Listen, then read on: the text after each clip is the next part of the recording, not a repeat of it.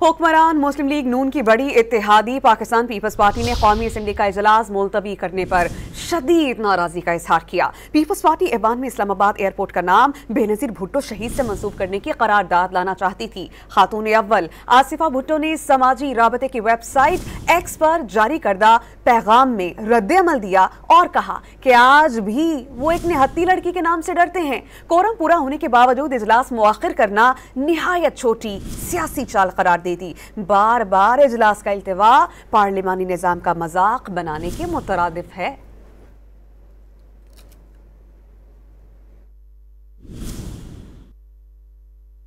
हुक्मरान मुस्लिम लीग नून की बड़ी इत्तेहादी पाकिस्तान पीपल्स पार्टी ने कौमी असम्बली का इजलास मुलतवी करने पर शदीद नाराजगी का इजहार किया। पीपल्स पार्टी ऐवान में इस्लामाबाद एयरपोर्ट का नाम बेनजीर भुट्टो शहीद से मंसूब करने की करारदाद लाना चाहती थी। खातून अव्वल आसिफा भुट्टो ने समाजी राबते की वेबसाइट एक्स पर जारी करदा पैगाम में रद्द-ए-अमल दिया और कहा कि आज भी वो एक निहत्ती लड़की के नाम से डरते हैं। कोरम पूरा होने के बावजूद इजलास मुआखिर करना निहायत छोटी सियासी चाल करार दी। बार बार इजलास का इल्तिवा पार्लिमानी निजाम का मजाक बनाने के मुतरादिफ है।